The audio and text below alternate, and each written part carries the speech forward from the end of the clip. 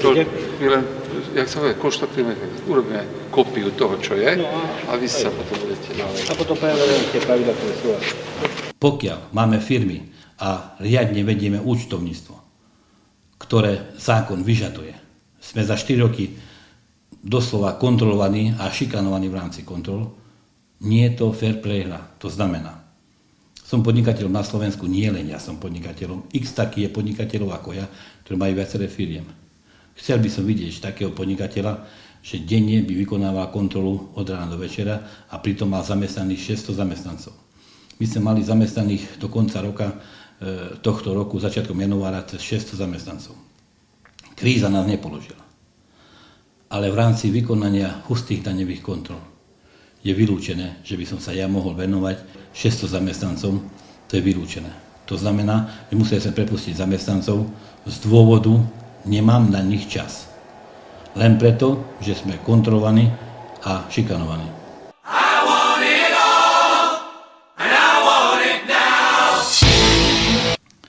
Nákup guľatiny. Denne nám prichádza 15 kamionov guľatiny z kežmarskej firmy.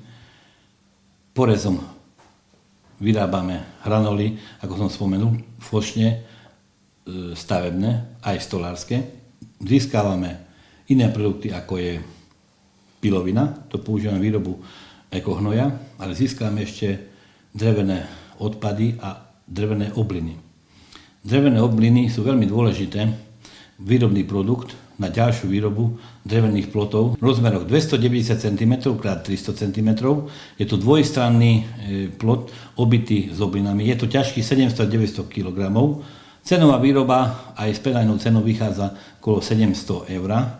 Je to novinka na slovenskom trhu a využíva sa pri oplotení ohrad na chov, farmársky chov divej zvere, to znamená jeleňov, danielov, ktoré nie sú schopné preskočiť tento plot. Cez ten plot nevidno tú zver, takže nemôže cudzí človek alebo niekto po nich strieľať, aby ich poškodil. A na druhej strane vytvárajú chlad, ako chládok od slnka, vedie sa tam skryť. A zase vie sa tam zver skryť od poveternostných podmienok. Takže je to veľmi vynikajúci výrobok, ktorý ročne vyrábame okolo vyše 100 000 kusov. Celkové sme vyrobili cez 200 000 kusov a je to výrobok, ktorý v budúcnosti bude mať veľmi široký artikel a záber. V drevárskom priemysle je dôležité ešte to, že musíte takú ekonomickú drevárskú vytvoriť, že by náklady, ktoré dávate do drevárskej výroby v rámci nákupu a réžie sa vrátili naspäť a boli ste minimálne v 1 eurovom zisku. A preto musíte mať finálne výrobky. To znamená, porezom sú výrobky hranuly, foršne, dosky stolárske, stavebné, pilovina, obliny a špeciálne výrobky, kolíky do vinohradov. Napríklad toho roku robíme cez 10 miliónov kusov vinohradníckych kolíkov, 3x5x 110 cm, ktoré sú veľmi dôležité v tokajskej oblasti, lebo každý, kto ovláda výsadu vinohradu, vie, že vysadený štep vinohradu musí byť označený kolíkom, ktorý plní úlohu do 4 rokov označovacie miesto, aby sa vedelo okolo neho mulčovať a ten vinohrad po 4 rokoch stane sa až rodiacim. To znamená, za obdobie 3-4 rokov natiahnete na to drôt, stĺpy a vedenie je na vysokom vedení, tokajský vinohrad, a vtedy ten kolík už neplní účel, ale je likvidačný, už druhýkrát nepoužiteľný. A v stolárskej výrobe je dôležité to, že prvá trieda eurohranuly, eurofošne sa využijú na výrobu eurokien a eurodverí a iných drevárskych výrobkov, stolov, lavíc a iných vecí, ktoré v rámci drevárskej výroby vieme použiť. Pokiaľ máme drevené výrobky, ktoré uskladňujeme v skladovacích priestoroch viacerých našich firiem, máme kamionovú prepravu na prepravu guľatiny, kamionovú prepravu na prepravu tovaru, máme manipulačné stroje Manitou, ktoré sú potrebné na prekladanie drevárskych výrobkov na skladovacích priestoroch. Šikovnosť podnikania, otázka, ako podnikať, je šikovnosťou každého jedného podnikateľa toho samotného. Takže sám sebe si píšeš osud podnikateľský. To znamená, že musíte byť šikovní, musíte vedieť, kedy predať, musíte vedieť, kedy kúpiť a tieto veci zlegalizovať tak, aby ste nedošiel v rozpore so zákonom. A pokiaľ tieto veci viete šikovne manažmenovať, máte potom výsledky, ktoré po vás vidno. V rámci podnikania, keď zoberieme širokú škálu podnikania, je to, že centrálne viete si poriešiť svoje problémy. To znamená, v rámci holdingového systému jedna firma pomôže druhej. A pokiaľ podnikáte a stojíte na 100 podnikateľských nohách, nikdy nemôžete skrachovať a nikdy neskrachujete.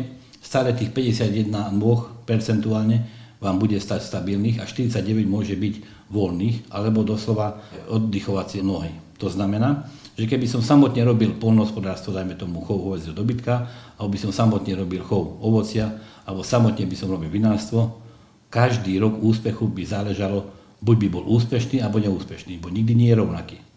Ale v rámci spojenia globálnych vecí podnikateľských v celku, výsledok máte efektívny, podnikateľský a výsledok je dobrý. To znamená, že všetky peniaze, ktoré v rámci podnikania ste zarobili a investujete do svojich základných prostriedkov, nakúpite kombajny, stroje, kamiony, idete do daňových odpisov a tým si rozširujete svoj majetok.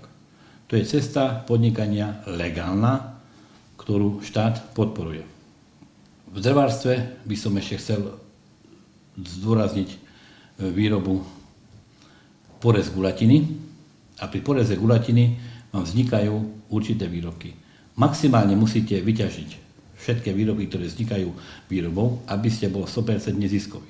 To znamená, pri výrobkoch, čo som vymenoval, na 55% sú výrobky hranolí, foršne, dosky, výrobky, ktoré sa dajú predať buď v stavebníctve alebo v stolárstve, ale máte ďalších 45% tovaru, to znamená odpadové drevo, odpadové obliny, drevené obliny a piloviny.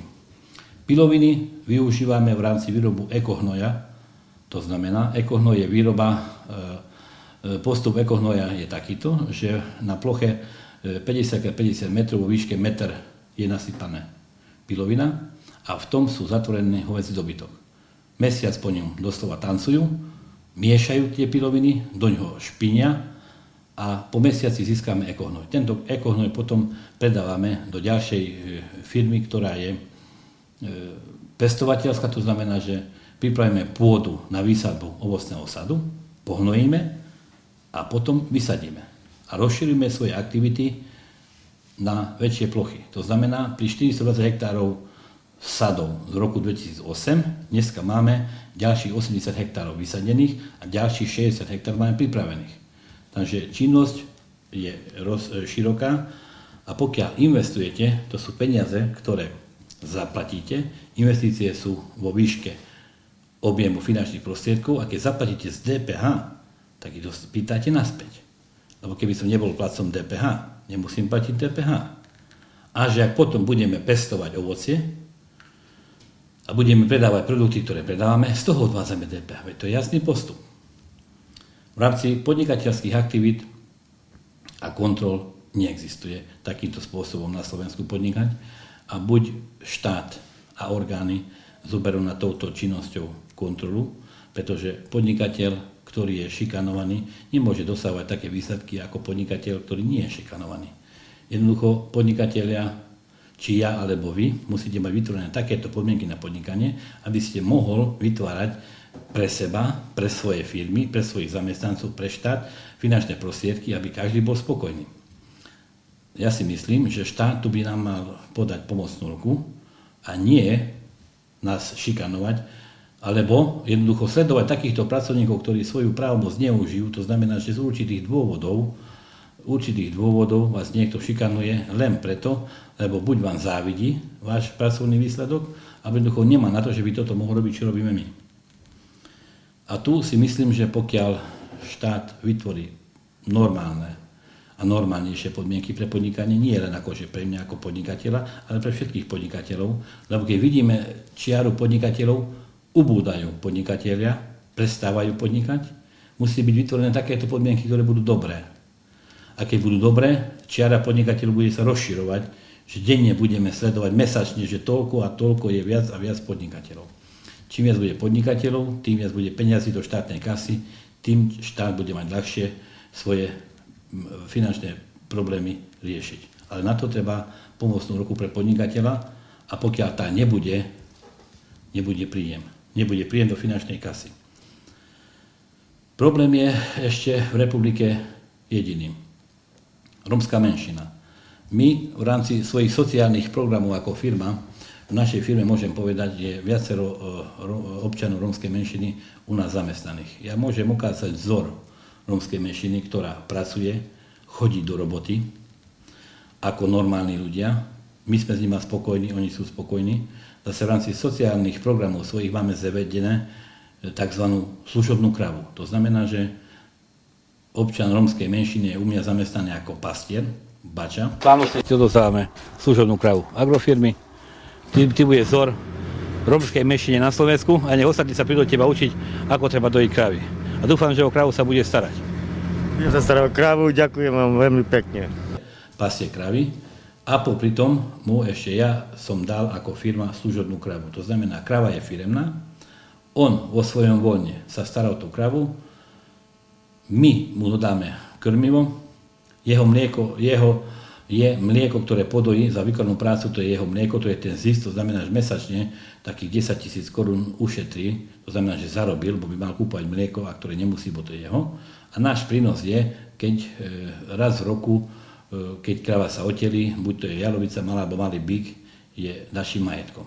Takýmto systémom, a je to vyskúšaný systém, funguje sociálny program v našej firme a to by som odporúčal aj iným podnikateľom aj v rámci štátnych možností tieto veci zaviesť. Na druhej strane vychováva tú rómskú menšinu ku vzťahu ku zvieratám, vychováva mládež, pretože vidí od otca, že ako sa treba starať o zviera a po ďalšej strane majú príjem finančný, ktorý im pomôže a za ďalšie je to, že má málo času, to znamená, že nemá čas na rozmýšľanie, nemá záujem o krádež, pretože on je spokojný a žije si svojím skromným životom. V rámci sociálnych programov máme aj to, že máme svoje vlastné firemné sanitky, ktorým zabezpečujeme prepravu zamestnancov či rómskej menšiny alebo našich zamestnancov do zdravotných zariadení s tým, že firma financuje celú prepravu. To sú tzv. Programy, ktoré u nás fungujú a je to veľmi dobre zabehnuté. Rád by som bol, keby niekto z vyšších orgánov to prišiel pozrieť a sám sa poučil, ako to funguje, lebo dá sa na tých veciach robiť. A v rámci ďalšieho programu sociálneho je, že našim zamestnancom varíme stravu, denne majú teplú stravu, kde zamestnanec zaplatí 2 € a firma zaplatí 3,5 €. To znamená, to sú finančné prostriedky, ktoré firma v rámci sociálnych programov dáva do ekonomiky a s jasným cieľom, aby zamestnanec bol spokojný, spokojnosť jeho je finančné prostriedky vo vrecku a musí byť denne najedený, aby farebne videl celý svet. Pestovanie vinohradov. Pestovanie tokajských odrod na tokajských vinohradoch, tokajských odrodách poznáme furmín, muškát, lipovina. To sú 3 odrody tokajských hroz, ktoré v našich krajoch tokajských pestujeme. Výroba tokajského vína je veľmi dôležitá vec. Nič zázračné netreba mať ku výrobe tokajského vína. Musíte mať kvalitný tokajský materiál, to znamená kvalitné hrozno, kvalitnú pivnicu a kvalitné drevené súdy, u ktorých máte hroznovú šťavu, ktorú vylisujete mletím, lisovaním a uložíte, vykvasí prírodne a máte tokajské vína, buď samorodné alebo odrodové podľa výrobného procesu, aké máte. A na to, že by sme mohli mať kvalitné tokajské vína, tokajské víno je preto kvalitné, čím staršie, tým lepšie, tým drahšie. Obyčajné víno tokajské, to nazývam samorodné suché, je víno, ktoré sa používa pri výrobe výberových vín, tokajských 3, 4, 5, 6 putňových. Tokajská výroba putňových vín je putňa, kde je drevená bedňa 25